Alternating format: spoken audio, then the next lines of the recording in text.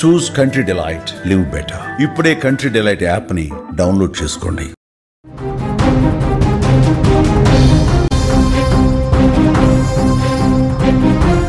ఖమ్మం జిల్లా చింతకాని మండలంలో తీవ్ర విషాదం నెలకొంది. ఈతకు వెళ్లి ఇద్దరు అన్నదమ్ములు చనిపోయారు. తమ్ముడు నందకిషోర్ను కాపాడే క్రమంలో నీటిలో మునిగిపోయాడు అన్న గోపి కూడా. ఒకరికొకరు కౌగిలించుకొని ఉన్న స్థితిలో మృతదేహాలు కనిపించాయి. అన్నదమ్ముల మృతితో అక్కడ మండవ గ్రామంలో తీవ్ర విషాదం నెలకొంది. వారు పేరుకే అన్నదమ్ములు, కానీ ప్రాణ స్నేహితుల్లా కలిసి ఉంటారు. ఆటకైనా సరే, పొలం పనుల్లో అయినా, తండ్రికి సాయం చేసేప్పుడైనా, శుభకార్యానికి వెళ్ళైనా, తన ఫ్రెండ్స్ను కలవటానికి వెళ్ళైనా సరే, వీళ్ళిద్దరూ ఎక్కడికి వెళ్ళినా కలిసే వెళ్తుంటారు. ఎక్కడ తిరిగినా కలిసే తిరుగుతూ ఉంటారు. వీళ్ళు అసలు నిజంగా అన్నదమ్ములేనా అని డౌట్ వచ్చే విధంగా అంత ఫ్రెండ్షిప్గా కనిపిస్తూ ఉంటారు. అందుకేనేమో మరణం కూడా వాళ్ళను విడదీయలేదు. సరదాగా ఈతకు వెళ్ళి లోతు కనిపించకపోవడంతో, అక్కడ లోతును వాళ్ళు గమనించకపోవడంతో ఇద్దరు అన్నదమ్ములు కూడా మృతి చెందిన ఈ విషాద ఘటన ఖమ్మంలో చోటు చేసుకుంది.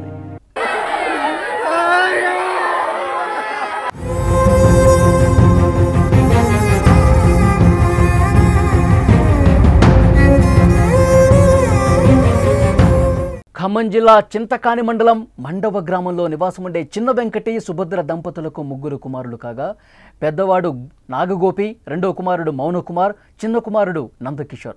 అయితే నాగగోపి ఇటీవలే బీటెక్ కంప్లీట్ చేశాడు. నందకిషోర్ ఇంటర్ పూర్తి చేసి బీటెక్ చదివేందుకు సిద్ధమవుతున్నాడు.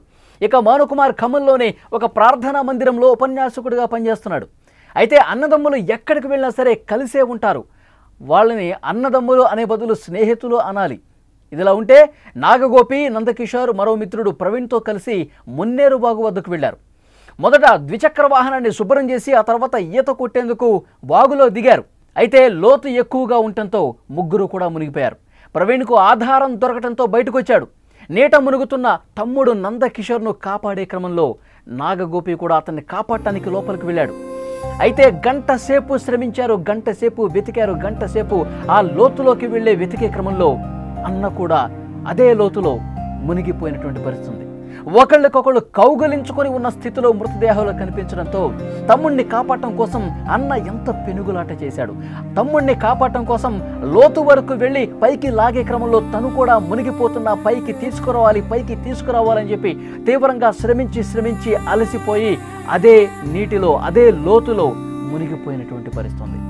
అన్నదమ్ములు ఇద్దరు కూడా కలిసి కౌగలించుకున్నటువంటి స్థితిలో ఆ మృతదేహాలు బయటకు తీసినప్పుడు కనిపించాయంటే, ఇది చూసినటువంటి అక్కడ స్థానికులు, వాళ్ళ తల్లిదండ్రులు, వాళ్ళ కుటుంబ సభ్యులు, బంధువులు కన్నీళ్లు పెట్టుకుంటున్నారు. ఇద్దరు ఎక్కడికి వెళ్ళినా కలిసే వెళ్తారు, చావులో కూడా ఇద్దరు కలిసే వెళ్ళిపోయారంటూ గుండెలు బాదుకుంటూ రోధిస్తున్న తీరు అక్కడ ఉన్న వాళ్ళందరినీ కూడా కలిచివేస్తోంది. ఇద్దరు చాలా ఫ్రెండ్స్గా ఉండేవాళ్ళు. ఇద్దరు అన్నదమ్ములు ఎక్కడికి వెళ్ళినా, వాళ్ళ ఫ్రెండ్స్ కలిసినా, లేకపోతే సినిమాకి వెళ్ళినా, ఏదైనా సరదాగా బజారుకు వెళ్ళినా ఇద్దరు కలిసి వెళుతూ ఉంటారు. అక్కడ వాగు దగ్గరికి వెళ్ళినప్పుడు కూడా కలిసి సరదాగా గడుపుదామని వెళ్ళినటువంటి ఇద్దరు అన్నదమ్ములు కూడా అదే నీటిలో మునిగిపోయి చనిపోవటం, అందులో కూడా కలిసి ఇద్దరు అక్కడ ఆ నీటిలో మునిగిపోయే క్రమంలో ఒకళ్ళనొకళ్ళు ఆలింగనం చేసుకున్న ఆ తీరు, ఆ పోస్చర్ చూసి అక్కడ ఉన్న స్థానికులు అందరూ కూడా కన్నీటి పర్యంతంగా రోధిస్తున్నటువంటి పరిస్థితి. ఎందుకంటే అక్కడ స్థానికులతో వాళ్ళకి చాలా చాలా అనుబంధం ఉంది. ఎప్పుడు సరదాగా మాట్లాడుతుండేవాళ్ళు, ఎప్పుడు సరదాగా గడుపుతుండేవాళ్ళు. వీళ్ళు అసలు అన్నదమ్ములు కాదు, వీళ్ళు ఫ్రెండ్స్ ఏమో. ఒకళ్ళ భుజం మీద ఒకళ్ళు చేతులు వేసుకుంటూ నడుచుకుంటూ వాళ్ళు ఎక్కడికి పోయినా చాలా మంచి ఫ్రెండ్షిప్ ఉన్న విధంగా కనిపిస్తూ ఉంటారు. ఆ సీన్ చూసిన తర్వాత, వాళ్ళని వాటర్ నుంచి బయటకు తీసిన తర్వాత ఎంత దారుణమైనటువంటి పరిస్థితుల్లో వాళ్ళు కనిపించారు. ఇద్దరు కూడా మునిగిపోయి చావులో కూడా అన్నదమ్ములు ఇద్దరు కూడా ఒకే పరిస్థితిలో కనపడటం చూసి అక్కడ గుండెలు ఒక్కసారిగా విషాదంతో మునిగిపోయిన పరిస్థితి, గుండెలు చెరువైనటువంటి పరిస్థితి. ఒక్కసారి చూడండి కుటుంబ సభ్యులు, బంధువులు ఎలా రోధిస్తున్నారు.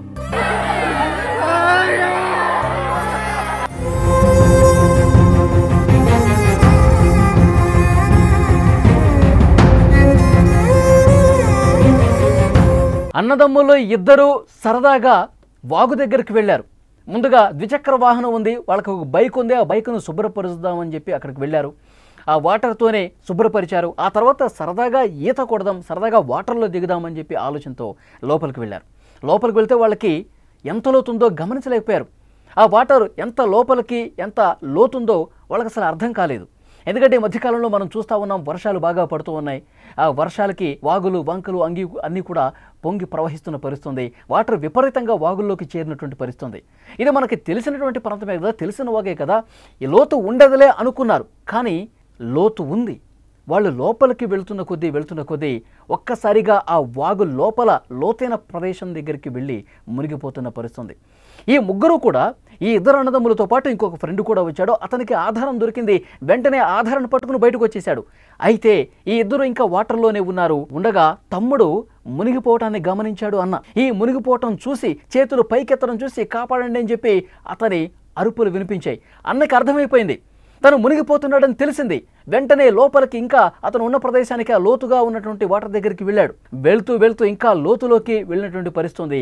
అతన్ని కాపాడే క్రమంలో, తమ్ముడిని కాపాడే క్రమంలో ఆ పెనుగులాటలో చాలా తీవ్రమైనటువంటి శ్రమ జరిగింది. అక్కడ చాలా తీవ్రంగా ఎలాగైనా తమ్ముడిని కాపాడుకోవాలనే ప్రయత్నం జరిగింది. పెనుగులాట జరిగింది. తమ్ముడిని పైకి తీసుకొద్దామని చెప్పి అంతకంతకు లోపలికి వెళ్ళి బయటికి లాగే క్రమంలో తను కూడా మునిగిపోయాడు. ఇక మనం మునిగిపోతున్నాం, ఇక మనం చనిపోతున్నాం అని ఆ క్షణం వాళ్ళకి అనిపించి ఉంటుంది.